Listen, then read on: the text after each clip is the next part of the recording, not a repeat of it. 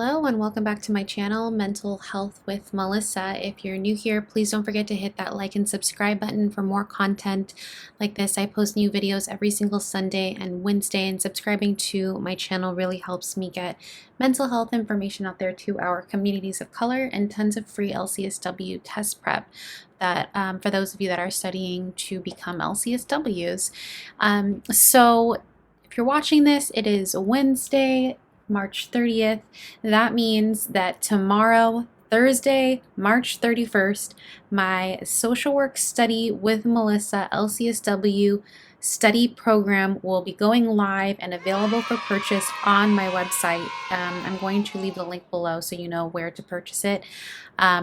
It will be available again tomorrow, Thursday, March 31st, like I've said, and I am very excited about it. I've worked very hard on it. So again, it includes a full study guide with all of the different areas that you're going to need to know, along with custom unique videos for every single topic that I go over in the study guide, and then a schedule. So it's a 10-week study program, and then at the end of the ninth week, and the goal is to take the test, the mock exam, because I'm going to have the mock exam, and then I have the videos associated to different parts of the mock exam where the rationale will be described.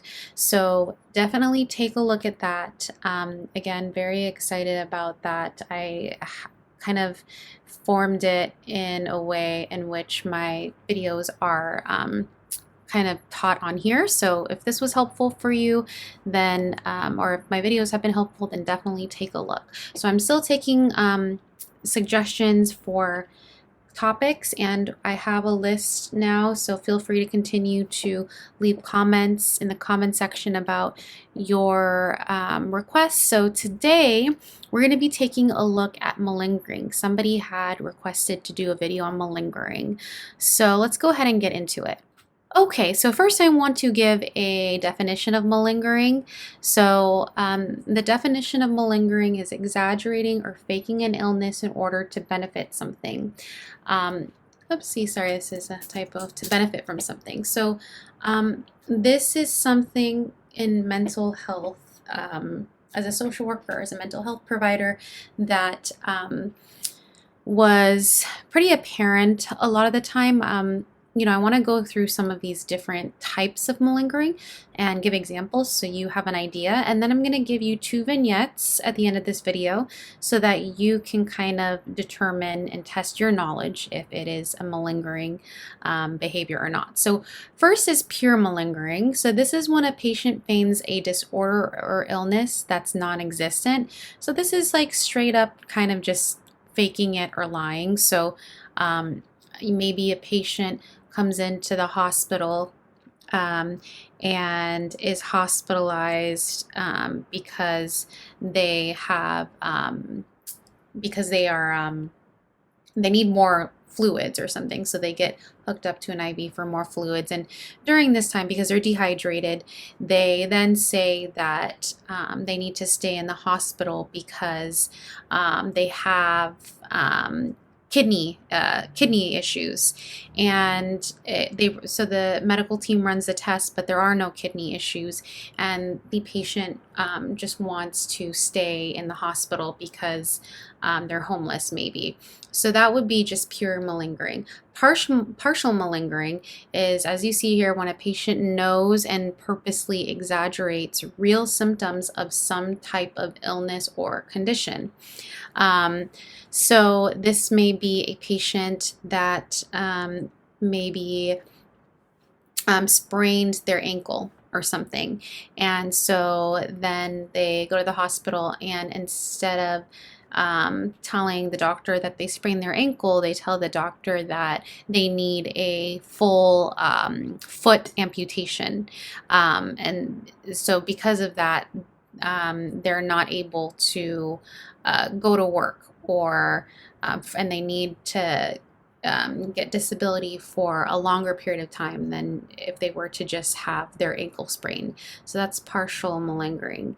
False the false imputation is when a patient attributes real symptoms to a cause that they know isn't related to the symptoms. So, for example, a patient might claim that an ankle injury that occurred during a home improvement project was really caused by the car accident he was in a few days later. So that's when there's a completely different time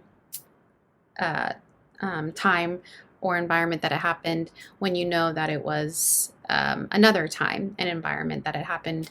And the reason why in this example somebody might say this is because they want to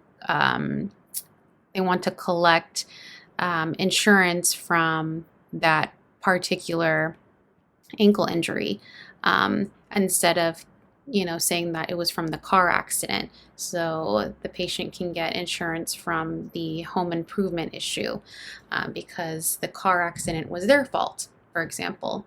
So those are examples of malingering. Again, the main kind of part is exaggerating or faking this illness in order to gain something from it. So there's something that's being gained. So let's go ahead and get into the two vignettes now. Okay, so the first vignette, a client tells his social worker that he needs a note stating that he is homeless living on the street even though he lives in his mom's home. He states this will help him get grant money for housing. Is this malingering? So come up with your answer first before I give my answer. So yes, this is malingering. Why is this malingering? Because he is not homeless living on the street. Maybe he has housing insecurity and that he has to leave his mom's home soon, but he's not mentioning that part. He just wants a letter saying that he's homeless living on the street, and he's going to gain grant money for housing. So this is definitely malingering. Okay, the next vignette. A patient asks her medical doctor to write a letter to her employer after getting a non-invasive surgery that caused her to miss work for the 2 days she was in the hospital. Is this malingering? You answer first. If you answered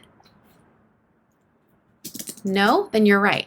Reason being, she really was in the hospital getting surgery, even though it was non-invasive. She just needs a letter from the doctor saying that she was in the hospital having her surgery. That's why she missed 2 days of work, because she was in the hospital 2 days of work. So there's not any lying going on here for any particular gain. All right, I hope that was helpful. That's kind of short and sweet. If you have any questions, please leave them in the comment section below. Until next time, managing mental health matters.